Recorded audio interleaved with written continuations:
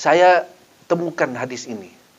Bunyinya Rasulullah SAW bersabda, "Idza kanat umara'ukum khiyarakum wa aghniya'ukum sumaha'akum wa umurukum syura bainakum fa zahrul ardi khairun lakum min batniha." Kalaulah pemimpin kalian dari orang yang kalian pilih, presiden kita Bapak Joko Widodo hasil pemilu Bapak Ibu, bukan hasil kudeta. Di Afghanistan Taliban itu kudeta. Sebelum Taliban, Amerika pun kudeta. Sebelum itu juga kudeta. Ya, dan mereka semua secara kudeta. Kita alhamdulillah, ya, setelah penjajahan, kita mengusir penjajah, berikutnya semua dengan pemilu. Jadi itu konsep dalam Islam sudah ada.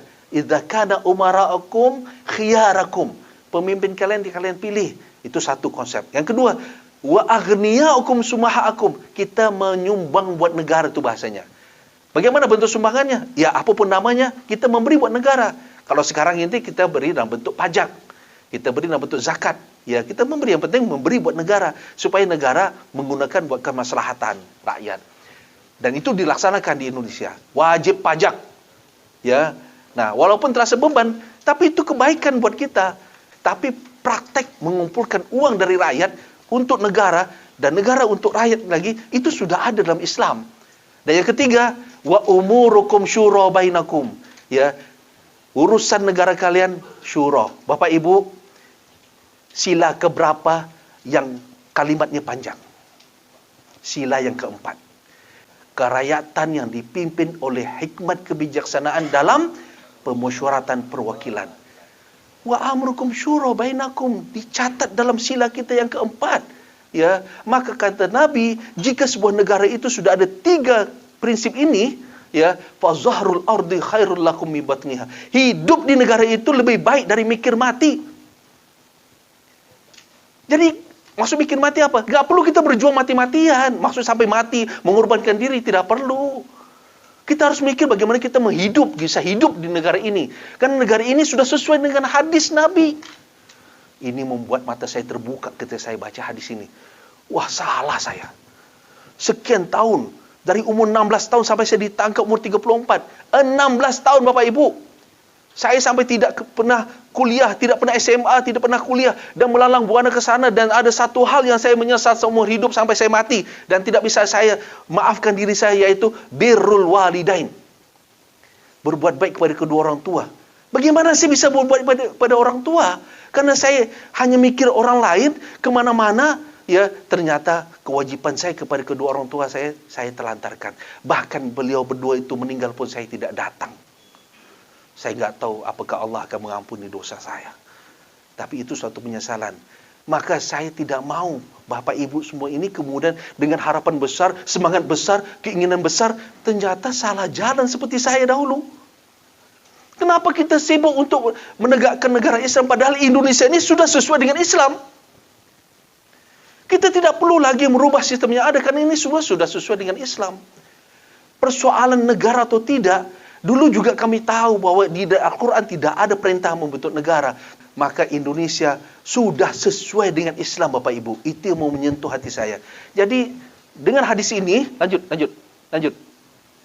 Maka kita menghargai perbedaan pendapat. Jika ada yang ingin hidup di negara Islam, jangan paksakan Indonesia. Silakan berhijrah. Ya, silakan berhijrah. Pergilah ke Brunei, pergilah ke Afghanistan jika ingin merasakan hidup buat negara Islam. Ya, jangan paksakan di Indonesia. Indonesia sudah sesuai dengan Islam walaupun bukan namanya negara Islam. Yang kedua, kalau ingin berjihad, kita semua ingin berjihad. Al-jihad madin ila yaumil qiyamah. Ya, Rasulullah mengatakan jihad itu berkesinambungan sampai hari kiamat. Kita sebagai umat Islam harus yakin seperti itu. Bagaimana prakteknya? Bapak Ibu tahukah? Para aparat kita, polisi dan tentara itu berjihad. Ya, mungkin Bapak Ibu pernah dengar dengar hadis Rasul Amri al-Islam wa amuduhu as-salah wa zirwatus sanamihi al-jihad. Pokok urusan kita adalah Islam. Tiangnya adalah salat. Wa zirwah adalah jihad. Yang melindungi negara kita dari konflik, yang menjaga negara kita aman, damai, yang membuat kita bisa ibadah baik, yang bisa membuat kita kumpul di sini, yang bisa membuat kita ibadah pergi ke masjid dengan aman, damai, kita bisa pergi ke haji dan umrah, beribadah dengan tenang. Siapa? Ya aparat kita. Aparat kita inilah yang melindungi, aparat kita inilah berjihad. Ya, maka jangan berpikir jihad itu harus merubah sistem, harus berperang. Tidak. Membela tanah air adalah jihad, menjaga tanah air adalah jihad. Ini harus kita yakini. Ya, maka saya menghimbau dan saya menasihati khususnya diri saya ini dan kawan-kawan yang pernah terlibat, ya, mereka yang keliru, ya, mari kita kembali kepada NKRI. Mari kita jaga negara kita tercinta. Menjaga supaya aman, damai, ya, bisa kita hidup dengan baik. Itu tandanya kita cinta tanah air. NKRI?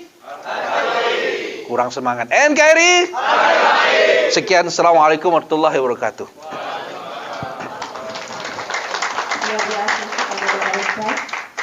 Berikut ini penjelasan dan kesaksian lengkap dari Ustadz Nasir Abbas tentang perjalanan beliau. Dulu saya tahun 87 direkrut sama Ustaz Bakar Bashir, umur saya 18 tahun, dikirim ke Afghanistan. Ternyata yang dikirim ke sana itulah dari kelompok NII, Negara Islam Indonesia. Itulah kenyataan yang ada. Kenapa NII? Karena mereka merasa bahwa jatuhnya mereka ataupun kalahnya mereka dalam operasi Pagar Betis pada tahun 62. Dan mereka merasa harus kembalikan negara Islam yang pernah ada di Indonesia, yang dipimpin oleh Kartosuwiryo, SM Kartosuwiryo. Itu niat mereka. Makanya merasa bahwa kalah dengan kurang pengetahuan militer, kurang peralatan militer, maka mereka kirim ke tempat konflik, ke Afghanistan saat itu. Belum ada konflik Syria, ya, tapi Afghanistan. Tujuannya apa? Belajar yang banyak di sana, bawa pengetahuan ke Indonesia, buat persiapan. Kenapa? Cinta tanah air. Untuk mengembalikan, menjaga negara Islam yang pernah ada, dikembalikan. Maka dapatlah pengalaman. Saya ke Afghanistan, ke Myanmar, ke Filipina, kemudian mendapat pengalaman tempat konflik. Itu semua pengalaman untuk kita berikan atau laksanakan di Indonesia nanti. Ya, jangankan saya, banyak Bapak Ibu. Ada juga orang dari Lampung. Ya, dari berbagai provinsi yang lain juga. Sejak dari tahun 84 sudah dikirim ke sana. Saya kebagian tahun 87. Mbah Zul yang kemarin ditangkap di sini Lampung ini, itu angkatan pertama guru saya itu di sini, di Afghanistan. Angkatan pertama yang sulit ditangkap. Ya, sejak dari peristiwa bom Bali tahun 2002. Kemudian ditangkapnya itu, dia lari kemana-mana, menghindar kepolisian, akhirnya ditangkap ternyata bersembunyinya di Lampung. Ya, itu guru saya itu. Jadi beliau ke sana sejak tahun 84. Lanjut. Kemudian jabatan saya, ya, karena Jamaah Islamiyah bukan hanya bergerak dalam Indonesia, tetapi lintas negara. Ya, anggota Jamaah Islamiyah dulunya NII, kemudian menjadi JI, ya, itu bergerak di berbagai negara, Indonesia, Singapura, Malaysia, Selatan Thailand, Filipina, Australia. Ya, banyak. Lebih luas dari NII. Dulu NII yang dibentuk oleh Kartosuwiryo, ya, itu pusatnya di Garut. Kemudian dibagi-bagi wilayah, ada KW1, KW2, ada KW9. Ya, KW9 itu yang di Indramayu. Ya, jadi masih pembagian wilayah di dalam Indonesia. Sedangkan JI lebih advance, lintas negara. Bukan hanya dalam Indonesia. Indonesia setiap provinsi ada anggota JI-nya. Salah satunya Lampung, ya, di Bengkulu ada, di mana Padang ada, Aceh juga ada, apalagi di Pulau Jawa, ya, ada semua. Disebut sebagai wakalah-wakalah. Secara garis besar itu mantiki. Nah, saya di sini jabatan saya. Setelah jadi instruktur, setelah menjalani pendidikan selama 3 tahun di Akademi Militer Mujahidin Afghanistan, kemudian saya dilantik menjadi tenaga pengajar, bertugas selama 3 tahun. Lalu kemudian saya buka camp di Filipina. Ya, kemudian saya menjadi ketua Kirdas di Johor Bahru, Malaysia. Saat tahun 97, Nordin M. Top dan Dr. Azhari baru menjadi anggota JI dan ditempatkan di bawah kepimpinan saya di Johor Bahru sana. Kemudian tahun 98 saya memimpin anggota JI yang berada di Sabah. Lalu tahun 2001 saya memimpin anggota JI yang berada di wilayah yang saya garis putih ini. Sabah, Kaltara, Kaltim, Sulteng, Sulut, dan selatan Filipina. Semua anggota JI yang ada di sini di bawah kepimpinan saya. Jadi pengalaman saya dalam JI cukup tinggi. Satu langkah lagi bisa menjadi pengganti Amir JI. Tapi sebelum jadi pengganti Amir JI, saya sudah dilamar, dijemput sama Densus. Ya, itu Allah selamatkan saya, Bapak Ibu. Ya, tapi ini saya ingin gambarkan kenyataan gerakan itu ada. Gerakan itu ada. Bukan hanya Indonesia, Lampung di sini, bukan hanya sini, banyak. Mereka tersebar luas. Dan wilayah putih ini disebut sebagai wilayah pendukung militer. Saya buka camp di Filipina. Ya, di Filipina inilah ya menjadi tempat pelatihan utama jemaah Islamiyah. Bukan hanya tempat pelatihan, tempat pengadaan senjata api, bahan peledak, amunisi, segalanya di sini. Ya, tinggal dikumpulkan di sini, tunggu waktu kapan dimasukkan ke Indonesia. Di antara bahan-bahan peledak yang digunakan untuk bom Bali pada tahun 2002 di Bali, itu sebagian datang dari Filipina. Ya, detonator dan lain semua datang dari sana di Filipina. Ya, lewati perbatasan. Ya, dulu juga saya ikut membantu, tapi bukan proses bom Bali waktu konflik Ambon dan Poso dulu. Sebagian barang. Jangankan yang Muslim, yang Kristen pun bawa masuk barang dari Filipina. Ya, untuk konflik Ambon, konflik Poso, mereka bawa senjata dari Filipina. Jadi ini gudangnya senjata tuh di Filipina. Kenapa? Banyak separatisnya. Selama ada separatis, selama itulah beredar senjata api dengan mudah. Kita separatis dulu ada di Aceh, sudah diselesaikan. Sekarang ada di Papua. Nah, makanya di Papua itu beredar senjata di kalangan mereka dan orang tertentu yang tahu. Ya, baru satu. Ya, ada juga aparat yang terpapar yang kemudian membantu mensuplai kepada separatis tersebut itu di Indonesia. Apalagi separatisnya banyak. Di Filipina ini separatisnya ada MNLF, ada MILF, ada BIFF, ada Abu Sayyaf, kemudian ada NPA, dari komunis juga ada. Dan belum lagi sempalan-sempalan yang lain. Semakin banyak separatis yang ada di sana, berarti peredaran senjata pun semakin mudah untuk kita dapatkan. Ya, maka ini ancaman Indonesia sebenarnya. Oleh karena itu, kalaulah pergi ke Afghanistan sudah sulit, pergi ke Syria sudah sulit, tapi untuk pergi ke Filipina masih terbuka luas pintunya. Ya, pintu di sini masih terbuka, pintu di sini masih terbuka ke Filipina. Wajahnya sama, makannya sama, ya hanya beda bahasa saja. Tinggal belajar bahasa mereka, sudah kita bisa jadi seperti orang mereka. Nah, oleh karena itu, ya JI menjadikan wilayah Filipina ini sebagai wilayah pendukung militer. Ya, kalau mungkin sekarang JI sudah tiarap, ya karena dibongkar oleh pihak kepolisian, pasti ada kelompok-kelompok lain atau sempalan-sempalan JI yang lain. Masih ada orang-orang Indonesia di sini yang menikah dengan orang lokal, masih ada yang berkomunikasi dengan orang Indonesia, itu masih ada. Lanjut. Ya, kemudian karena saya aktif dalam Jamaah Islamiyah sehingga nama pun banyak. Ya, ada macam-macam nama saya. Begitu. Nah, kita nggak usah bahas lah nama ini. Ya, sampai saya ditangkap baru saya beri nama Nasir Abbas. Lanjut.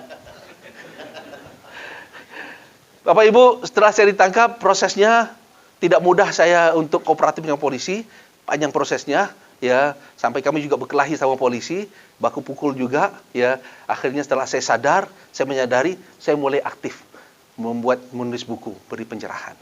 Ya, dari tahun 2005 saya sudah terbitkan buku. Insya Allah tahun depan ada buku baru saya. Lanjut. Nah, siapa sebenarnya pelaku? Ya, Bapak Ibu, orang tidak tiba-tiba jadi pelaku. Dan pelaku itu bukan dari satu keluarga, bukan dari keturunan. Dan pelaku itu bukan dari satu penganut agama. Siapapun bisa. Penganut agama pun apapun bisa. Bangsa apapun bisa. Jangankan orang Indonesia, di Barat juga ada, di Inggris, di Amerika, di Jepang, di New Zealand ada pelaku-pelaku ekstrimnya. Ya, jadi kalau ada yang mengatakan orang Muslim dituduh sebagai teroris, itu tidak benar. Itu sengaja membuat kita jadi benci. Ya, padahal kalau kita lihat, baca berita, kita monitor, ya banyak juga orang bukan Islam yang kemudian menjadi pelaku. Lanjut. Ya, lanjut. Lanjut. Ini definisi dari pemerintah, dari RANPE, ya, bahwa ekstremisme itulah tindakan menggunakan kekerasan mengarah atau mendukung melakukan terorisme. Tidak disebut nama agama. Ya, lanjut. Dan tidak ada yang tiba-tiba jadi teroris. Semua bermula dari sini. Saya sendiri juga tidak pernah bermimpi atau bercita-cita menjadi teroris. Tak pernah. Tapi berangkat dari gagal paham. Gagal melihat dan mensikapi perbedaan. Bermula dari situ. Kita bersyukur sebenarnya Indonesia, dari semua banyak negara yang sudah saya datangi, Indonesia punya konsep, ya, konsep yang menghindar dari konflik, walaupun memang ada konflik kecil-kecil. Tapi bukan konflik seluruh negara, ya, karena konsepnya apa? Bhinneka Tunggal Ika. Ini konsep yang tidak saya temukan di negara lain, Bapak Ibu. Ya, Bhinneka biar berbeda, tetap satu. Ya. Biar berbeda artinya apa? Kita mengakui perbedaan. Tapi kita tetap satu. Persoalannya, dikala kita tidak mau menghargai perbedaan, itulah mulai muncul masalah. Dari masalah kecil saja. Masalah ibadah misalnya. Itu sudah bisa dikonflik. Padahal selama itu ada pendapat ulama, silakan. Masalah tentang pilihan pilihan pimpinan negara. Itu sebenarnya, ya kalau kita bisa mensikapi dengan dewasa, tidak mungkin akan terjadi konflik. Dan berbagai macam lagi, tawuran lah, dan segala macam. Kalau kita menghargai perbedaan, menghormati perbedaan, ya tidak mungkin akan terjadi. Nah, penyebab kita gagal melihat dan mensikapi itu, lanjut. Ya, lanjut. Penyebab itu karena bodoh kita, nggak mau belajar. Salah guru, karena ada guru yang kemudian mengajarkan kita, benci itu, benci ini, jangan baca buku itu, jangan ikut pengajian sana, jangan ikut pengajian sini. Karena ada guru yang mengajari kebencian, permusuhan, ya, kafir itu, haram itu, padahal ada pendapat ulama yang lain, ya. Jadi gurunya yang mengajar tersebut kurang pengetahuan atau dia sendiri yang merasakan diperlakukan tidak adil. Pemerintah ini tidak sempurna. Mana ada pemerintah yang sempurna? Bahkan pemerintahan Islam pun tidak sempurna. Ya, maka oleh karena itu ada sebagian orang yang kemudian merasa diperlakukan tidak adil, akhirnya dia mengambil sikap sendiri. Ya, mengucilkan diri, mundur, operator. Mundur. Oke, baik. Awalnya dari sini, baru kemudian bersikap intoleran, kemudian masuk faham. Jadi dari gagal melihat perbedaan, dia bersikap intoleran apa? Persoalkan sara, suku, agama, ras, antar golongan, ya, sesama orang Islam, sesama agama, sesama orang Kristen pun bisa jadi konflik begitu. Kenapa? Tidak menghargai perbedaan. Setelah terbiasa konflik sesama, masuk paham baru, lawan pemerintah. Lihat pemerintah ini menolak 4 pilar, menolak Undang-Undang 45, menolak NKRI, menolak Pancasila, menolak Bhinneka Tunggal Ika. Ya. Kemudian baru aksi. Nah, inilah dia yang kemudian saya lihat semua orang berproses. Bapak Ibu, jika kita ingin mencegah, kita mulai dari sini. Mari kita ajak keluarga kita, anak-anak kita, tetangga kita, warga kita, masyarakat kita, kita saling menghargai perbedaan. Kita pegang Bhinneka Tunggal Ika, ya, yang dulu saya anti, setelah saya mempelajari, oh ternyata itu konsepnya. Kalau tidak ada hal tersebut, barangkali kita ini yang dari Sabang sampai Merauke, yang perbedaan sukunya banyak, beda bahasanya juga banyak, bisa-bisa konflik terus. Tapi alhamdulillah, kita kemudian oleh pemerintah mengajarkan untuk saling menghargai. Hanya memang segelintir kecil yang kemudian tidak sabar. Ya, lanjut, terus, ini cuma definisi, lanjut, terus, baik. Kita tadi ekstremisme pada teroris. Kelompok teroris di Indonesia ada macam-macam. Ada orang bilang, ya, kelompok teroris itu Muslim. Itu tuduhan yang tidak berdasar. Ada orang bilang, pemerintah ini kalau orang Islam bikin salah, langsung dibilang teroris. Itu tuduhan juga yang jahat. Ya, tidak benar. Indonesia ini negara hukum. Segalanya berdasarkan kepada undang-undang yang berlaku. Ya, Makanya siapapun yang kemudian masuk dalam kategori undang-undang tersebut sebagai pidana, maka dia dikenakan pidana, tidak pandang bulu. Ya, lanjut. Misal contoh, separatis yang ada di Papua. Ya, dia separatis. Dulu separatis kita di GAM, Aceh, Gerakan Aceh Merdeka, separatis. Ya, ketika undang-undang terorisme pada tahun 2003 atau akhir 2002 itu atau 2003 dibentuk, separatis di Aceh itu masih ada. Kenapa kelompok itu tidak disebut sebagai teroris? Sampai akhirnya perjanjian Helsinki pada tahun 2006. Ya, KKP ini juga atau Papua Merdeka di Papua itu disebut sebagai separatis. Namun kemudian pada suatu ketika KKB ini ya melakukan aksi yang masuk pada kategori terorisme, maka pemerintah pun tidak ragu-ragu menyebut mereka adalah kelompok teroris. Itu sikap adilnya pemerintah ya dalam menangani kasus ini. Lanjut. Berikutnya kelompok takfiri. Saya tidak sebut kelompok Islam. Saya sebut kelompok takfiri. Karena atas dasar takfiri inilah maka terjadi mereka melakukan aksi radikalisme ataupun terorisme atas nama agama. Bukan Islamnya, tapi karena faham takfirinya. Kopar kafir, mengkafirkan yang lain. Kamu kafir, ini kafir, pemerintah kafir, presiden kafir, ya aparat kafir, semua disebut.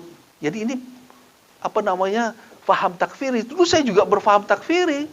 Ya, saya mengkafirkan pemerintah, mengkafirkan presiden. Ya, semua para pembantu presiden itulah kafir. Ya, termasuk aparat, termasuk PNS, ya, ASN, ya, itu juga termasuk. Nah, siapa mereka? Lanjut. Ya, mereka itu semua ingin melawan NKRI, merubah sistem yang ada, tidak mengakui ya sistem yang ada, ingin dirubah. NII, JI, JAD, ya NII itu Negara Islam Indonesia, JI Jamaah Islamiyah, JAD Jamaah Ansarud Daulah, JAK Jamaah Ansarul Khilafah, HTI, ISIS, Al-Qaeda, Khilafatul Muslimin, MIT, MIB, dan ada lagi yang lain yang saya tidak cantumkan.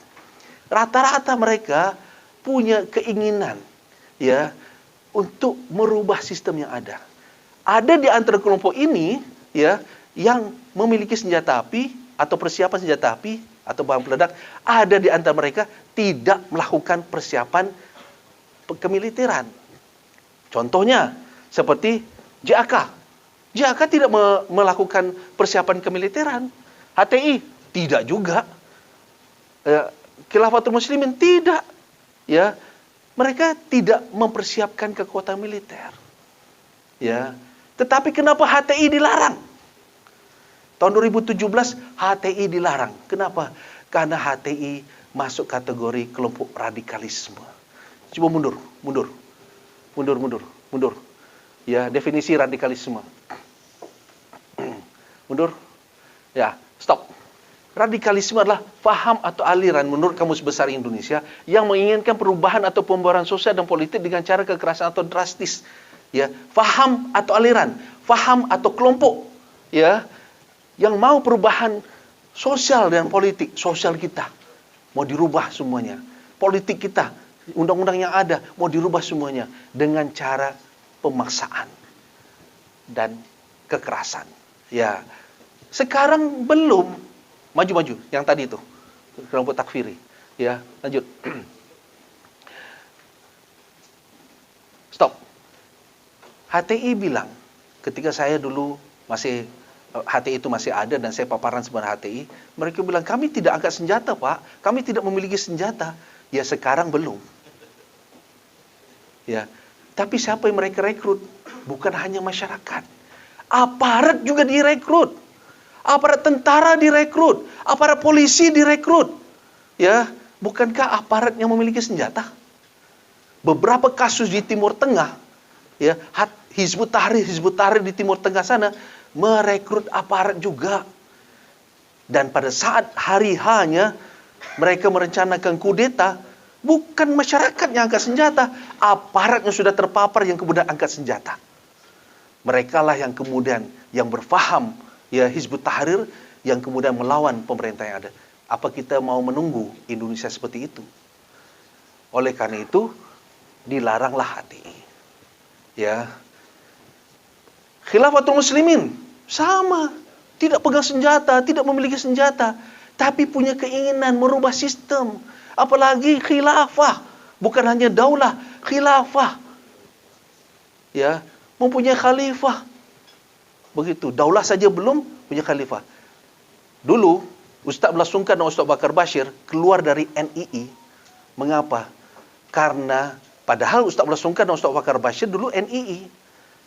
Di antara pimpinan NII. Lalu kemudian mereka keluar dengan alasan. Setelah mereka menyadari ini NII mengaku sebagai negara Islam Indonesia. Kemudian punyai struktur kepimpinan para menteri-menteri. Menteri Keuangannya, Menteri Dalam Negeri, menteri-menteri. Mereka sebut struktur itu dengan nama negeri. Pertanyaannya, ini negara Islam, di mana tanahnya? Nggak ada kan? Tanahnya nggak ada, wilayahnya nggak ada, rakyatnya tidak ada, tapi ngaku sebagai negara. Maka atas dasar itulah Ustaz Abdullah Sungkan dan Ustaz Bakar Bashir tidak mau menggunakan konsep NII, konsep negara, tetapi kembali kepada konsep kelompok, yaitu jamaah. Maka Jamaah Islamiyah menyebut mereka adalah jama'atun min jama'atil muslimin. Satu kelompok Islam dari sekian banyak kelompok-kelompok Islam. Satu jamaah Islam dari sekian banyak jamaah-jamaah Islam. Jadi kembali pada konsep jamaah, bukan konsep negara.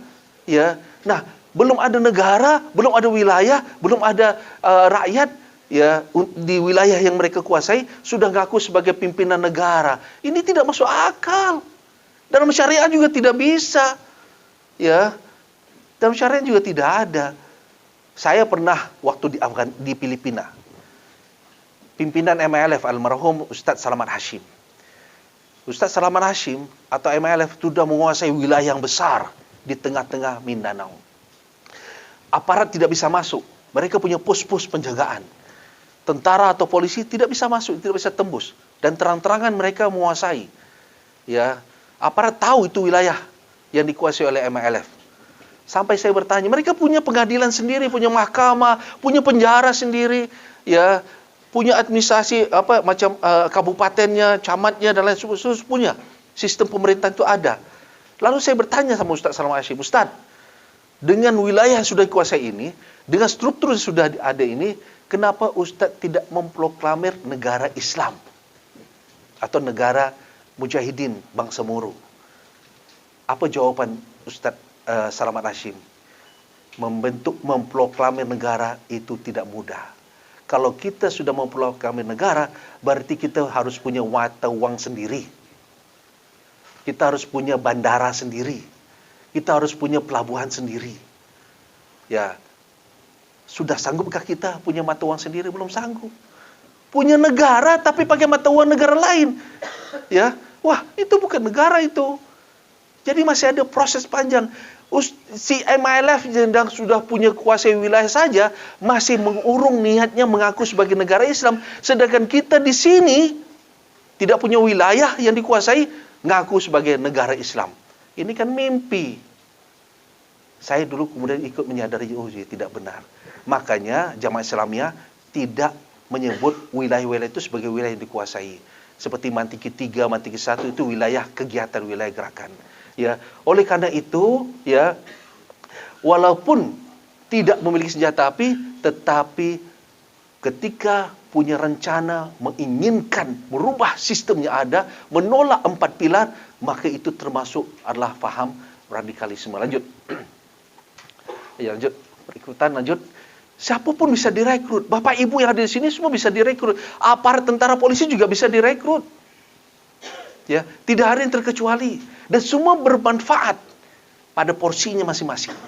Semuanya berguna pada porsinya masing-masing. Ya, lanjut. Orang yang terpapar itu pasti mulutnya akan bicara berbeda. Status media sosialnya juga berbeda. Kurang lebih seperti ini, ya. Membela teroris, membela aksi terorisme, mengkafir-kafirkan, ya, menganggap ini adalah negara tauhid, ya, membela aksi bom dan macam-macam lagi. Ini bisa kita lihat. Tidak bisa kita lihat dari penampilannya. Tidak boleh kita sebut orang yang celana jingkrang, jidatnya hitam, ya, itu berarti dia teroris. Tidak. Istrinya bercadar, oh itu berarti keluarga teroris. Tidak. Tidak boleh kita memberi ciri tersebut. Dan pemerintah pun tidak mengeluarkan statement tentang ciri-ciri penampilan. Tidak ada. Tetapi yang perlu kita ketahui adalah fahamnya apa, bicaranya apa, ya, status yang ditulis itu apa. Kalau itu sudah mengarah kepada takfiri, orang ini berarti sudah terpapar. Ya, lanjut. Ya, maka saya katakan dulu saya punya masa hitam. Ya, saya menolak Pancasila, menolak Bhinneka Tunggal Ika, menganggap presiden adalah kafir. Tapi kemudian lanjut, ya, saya berpikir, apakah Indonesia ini negara kafir atau negara Islam saat ini? Kalau kita ditanya, apakah Indonesia negara Islam? Pasti kita semua jawab bukan. Karena Indonesia memang tidak pernah menyatakan sebagai negara Islam. Dan bukan hanya tidak pernah menyatakan, diputuskan oleh para ulama kita, para founder kita, ya, para alim ulama kita, pada saat merdeka, memutuskan Indonesia tidak menjadi negara agama. Demi menjaga kemaslahatan, demi menjaga persatuan dan kesatuan. Ya. Dan presiden kita dulu yang pertama, Soekarno, bukan orang yang tidak tahu Islam. Ya, beliau tahu Islam, banyak membaca. Makanya beliau rajin membaca, pikirannya luas. Konsep Pancasila yang dibuat itu adalah isinya Islam. Hanya poin yang pertama yang dipersoalkan oleh di antara segelintir orang, masalah isi sila yang pertama, yang kemudian dipersoalkan kenapa itu dipotong. Ya. Itu demi untuk menjaga kemaslahatan. Walaupun itu dipotong, apakah nilai Islam itu hilang? Tidak. Tidak hilang. Dulu saya anti Pancasila dan bahkan saya diajarkan Pancasila itulah agama baru. Ya, ternyata setelah saya ditangkap, kemudian saya mempelajari, saya mengkaji, saya diskusi dengan para ulama, ternyata itu tidak bertentangan sama Islam. Jangan dibandingkan Pancasila dengan Al-Quran, memang tidak bisa dibandingkan. Ya, tetapi apakah Pancasila itu bertentangan sama Islam? Pertanyaannya begitu. Ya, apakah bertentangan? Jawab, tidak bertentangan. Lihatlah dari sila 1 sampai sila 5. Apakah itu bertentangan? Tidak bertentangan, Bapak Ibu. Ya, makanya Indonesia ini memang bukan negara Islam, tapi juga bukan negara kafir. Lanjut. Ya, Indonesia adalah Darul Ahdi Wasyahadah. Ya, yaitu negara konsensus dan persaksian. Ya, bukan negara Islam dan juga bukan negara kafir. Bapak Ibu, lanjut. Lanjut. Saya temukan hadis ini. Ya, dan saya disampaikan oleh satu sahabat saya sudah almarhum, Ustaz Abdurrahman Ayub. Ya, Ustaz Abdurrahman Ayub bilang, "Akhi, ternyata ada hadis ini." Hadis ini berbunyi dalam Sunan Tirmizi, urutan 2152 hadis ini. Diambil cuplikannya. Ya, bunyinya Rasulullah SAW bersabda, "Idza kanat umara'ukum khiyarakum wa aghniya'ukum sumaha'akum wa umurukum syura bainakum fa zahrul ardi khairun lakum min batniha." Kalaulah pemimpin kalian dari orang yang kalian pilih, presiden kita Bapak Joko Widodo hasil pemilu, Bapak Ibu, bukan hasil kudeta. Di Afghanistan, Taliban itu kudeta. Sebelum Taliban, Amerika pun kudeta. Sebelum itu juga kudeta. Ya, dan mereka semua secara kudeta. Kita alhamdulillah, ya, setelah penjajahan, kita mengusir penjajah, berikutnya semua dengan pemilu. Ya, begitu. Alhamdulillah. Dan kita lihat sekarang, jangan lihat yang dulu-dulu. Kita lihat sekarang. Sekarang ini presiden kita, ya, atau negara kita menggunakan konsep pemilu, pilkada, pilpres, dan lain-lain. Jadi itu konsep dalam Islam sudah ada. Idza kana umara'akum khiyarakum. Pemimpin kalian pilih. Itu satu konsep. Yang kedua, wa aghniya'ukum sumaha'akum. Kita menyumbang buat negara, itu bahasanya. Bagaimana bentuk sumbangannya? Ya, apapun namanya, kita memberi buat negara. Kalau sekarang ini kita beri dalam bentuk pajak, kita beri dalam bentuk zakat. Ya, kita memberi, yang penting memberi buat negara supaya negara menggunakan buat kemaslahatan rakyat. Dan itu dilaksanakan di Indonesia. Wajib pajak. Ya. Nah, walaupun terasa beban, tapi itu kebaikan buat kita. Nah, masalah implementasi itu nomor 2. Ya, itu kalau ada tidak puas hati, sampaikan kepada negara hal-hal yang kita tidak puas hati dalam penggunaan pajak tersebut. Tapi praktek mengumpulkan uang dari rakyat untuk negara dan negara untuk rakyat lagi, itu sudah ada dalam Islam. Dan yang ketiga, wa umurukum syura bainakum. Ya, urusan negara kalian syura. Bapak Ibu, sila keberapa yang kalimatnya panjang? Sila yang keempat.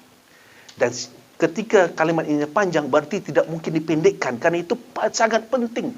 Ya, itu sangat penting. Sila yang keempat. Dan itu poin yang ketiga. Kerakyatan yang dipimpin oleh hikmat kebijaksanaan dalam pemusyawaratan perwakilan. Wa amrukum syura bainakum, dicatat dalam sila kita yang keempat. Ya, maka kata Nabi, jika sebuah negara itu sudah ada 3 prinsip ini, ya, fa zahrul ardi khairul lakum min batniha. Hidup di negara itu lebih baik dari mikir mati. Jadi maksud mikir mati apa? Gak perlu kita berjuang mati-matian. Maksud sampai mati, mengorbankan diri, tidak perlu. Kita harus mikir bagaimana kita bisa hidup di negara ini. Karena negara ini sudah sesuai dengan hadis Nabi. Ini membuat mata saya terbuka ketika saya baca hadis ini. Wah, salah saya. Sekian tahun, dari umur 16 tahun sampai saya ditangkap umur 34. 16 tahun Bapak Ibu. Saya sampai tidak pernah kuliah, tidak pernah SMA, tidak pernah kuliah, dan melalang buana ke sana. Dan ada satu hal yang saya menyesal seumur hidup sampai saya mati, dan tidak bisa saya maafkan diri saya, yaitu birrul walidain. Berbuat baik kepada kedua orang tua. Bagaimana saya bisa berbuat baik pada orang tua? Karena saya hanya mikir orang lain, kemana-mana, ya, ternyata kewajiban saya kepada kedua orang tua saya telantarkan. Bahkan beliau berdua itu meninggal pun saya tidak datang. Saya nggak tahu apakah Allah akan mengampuni dosa saya. Tapi itu suatu penyesalan. Maka saya tidak mau Bapak Ibu semua ini kemudian dengan harapan besar, semangat besar, keinginan besar, ternyata salah jalan seperti saya dahulu. Kenapa kita sibuk untuk menegakkan negara Islam padahal Indonesia ini sudah sesuai dengan Islam? Kita tidak perlu lagi merubah sistem yang ada karena ini semua sudah sesuai dengan Islam. Persoalan negara atau tidak, dulu juga kami tahu bahwa di Al-Quran tidak ada perintah membentuk negara. Terus kenapa ingin menegakkan negara? Karena melanjutkan prakteknya para sahabat. Prakteknya para sahabat itu ada negara Islam. Yang kemudian menjadi negara Islam dinasti. Khilafah Utsmani, Abbasiyah, Khilafah Utsmaniyah, itu dinasti Bapak Ibu. Sebenarnya kekhilafahan dinasti itu, ya, tidak sesuai dengan sunnah. Rasulullah SAW itu tidak menyerahkan kepimpinan kepada keturunannya. Kalau memang secara keturunannya, pasti dia pilih Ali. Tapi kenapa pilih Abu Bakar? Ya, Abu Bakar bukan keturunan darahnya. Ya, Ali suaminya Fatimah, harusnya Ali dong yang lebih dekat secara keturunan. Secara darah sepupunya lagi. Begitu, secara kekeluargaan. Tapi kenapa bukan Ali yang dipilih? Karena Rasulullah ingin menunjukkan bahwa kepimpinan yang benar itu bukan karena KKN. Kepimpinan benar itu bukan karena keturunan keluarga. Kepimpinan yang benar itu ya karena memberikan tugas, memberikan urusan kepada orang ahlinya. Ya, memberikan tugas kepada ahlinya. Dan itu praktiknya. Tapi ketika setelah pemerintahan Islam, setelah Khulafa Ar-Rasyidin, Abu Bakar, Umar, Utsman, Ali radhiyallahu anhum, ya berikutnya terjadilah khilafah Abbasiyah. Pelajari khilafah Abbasiyah Bapak Ibu, ya. Apakah mereka perfect? Apakah mereka tidak melakukan penindasan? Mereka juga mempraktekkan menangkap para ulama, ya, yang tidak setuju sama sultan. Itu ada cerita-ceritanya, banyak kisahnya. Ketika khilafah Utsmaniyah juga seperti itu. Hanya kita menyayangkan pada tahun 1924 khilafah Utsmaniyah kalah. Khilafah Utsmaniyah selesai, ya, sehingga kemudian kita ingin mengembalikan khilafah yang ada. Padahal ulama sudah berpendapat soal zaman itu. Apakah wajib mengembalikan khilafah yang ada atau tidak? Maka terbagi dua, sebagian mengatakan wajib mengembalikan, sebagian tidak. Oleh karena itu, dalam usaha menegakkan negara, menjadi negara Islam, itu pilihan negara atau masyarakat di tempat tersebut. Misal contoh, Brunei Darussalam. Brunei Darussalam menyatakan mereka sebagai negara Islam. Apakah Brunei salah? Tidak, itu pilihan Brunei Darussalam. Melaksanakan hudud-hudud Islam. Afghanistan sekarang Taliban. Taliban apakah salah mendirikan negara Islam? Tidak salah, itu pilihan mereka. Maka Indonesia juga bisa memilih. Indonesia sudah lebih duluan memilih tahun 45. Memutuskan Indonesia tidak menjadi negara agama. Di saat kemudian Kartosuryo mengambil kesempatan membentuk negara Islam, yang terjadi apa? Pengkafiran. Siapa yang tidak ikut NII kafir. Siapa yang melawan NII kafir. Ya, sehingga terjadilah pemaksaan-pemaksaan, penindasan-penindasan kepada warga sekitar, ya, dan julukan-julukan itu. Dan itu kan menjadi mudarat, ya. Makanya, ya, mari kita kembali kepada sunnah Nabi. Sunnah Nabi itu, ya, bukan nama yang kita harapkan, praktek. Ya, buat apa negara Islam? Maaf ya, sudah ada yang memproklamirkan negara Islam namanya ISIS. Islamic State of Iraq and Syria, atau bahasa lain Daulah Islamiyah fi Iraq wa Syam. Namanya Daulah Islamiyah. Prakteknya apa Bapak Ibu? Ya, membunuh dengan sesuka hati. Main hakim sendiri. Ya, pada Rasulullah bilang, fa idza qatalta fa ahsinul qatlah. Ya, bunuhlah dengan cara yang baik di medan pertempuran. Tapi mereka membunuh dengan menyiksa, memenggal kepala dengan pisau yang tidak layak, membunuh wanita dan anak-anak. Itu tidak praktik Islam. Buat apa kita punya nama tapi tidak praktik Islam? Mending tidak punya nama tapi kita sudah praktik Islam. Ya, maka Indonesia sudah sesuai dengan Islam Bapak Ibu. Itu yang mau menyentuh hati saya. Jadi dengan hadis ini, lanjut. Maka kita menghargai perbedaan pendapat. Jika ada yang ingin hidup di negara Islam, jangan paksakan Indonesia. Silakan berhijrah. Ya, silakan berhijrah. Pergilah ke Brunei, pergilah ke Afghanistan jika ingin merasakan hidup buat negara Islam. Ya, jangan paksakan di Indonesia. Indonesia sudah sesuai dengan Islam walaupun bukan namanya negara Islam. Yang kedua, kalau ingin berjihad, kita semua ingin berjihad. Al-jihad madin ila yaumil qiyamah. Ya, Rasulullah mengatakan jihad itu berkesinambungan sampai hari kiamat. Kita sebagai umat Islam harus yakin seperti itu. Bagaimana prakteknya? Bapak Ibu tahukah? Para aparat kita, polisi dan tentara itu berjihad. Ya, mungkin Bapak Ibu pernah dengar dengar hadis Ra'sul Amri Al-Islam wa amuduhu as-salah wa zirwatus sanamihi al-jihad. Pokok urusan kita adalah Islam. Tiangnya adalah salat. Wa zirwah adalah jihad. Yang melindungi negara kita dari konflik, yang menjaga negara kita aman damai, yang membuat kita bisa ibadah baik, yang bisa membuat kita kumpul di sini, yang bisa membuat kita ibadah pergi ke masjid dengan aman damai, kita bisa pergi ke haji dan umrah beribadah dengan tenang. Siapa? Ya aparat kita. Aparat kita inilah yang melindungi, aparat kita inilah berjihad. Ya, maka jangan berpikir jihad itu harus merubah sistem, harus berperang. Tidak. Membela tanah air adalah jihad. Menjaga tanah air adalah jihad. Ini harus kita yakini. Ya, maka saya menghimbau dan saya menasihati khususnya diri saya ini dan kawan-kawan yang pernah terlibat, ya, mereka yang keliru, ya, mari kita kembali kepada NKRI. Mari kita jaga negara kita tercinta.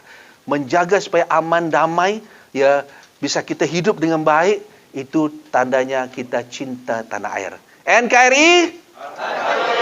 Kurang semangat. NKRI? Sekian. Assalamualaikum warahmatullahi wabarakatuh.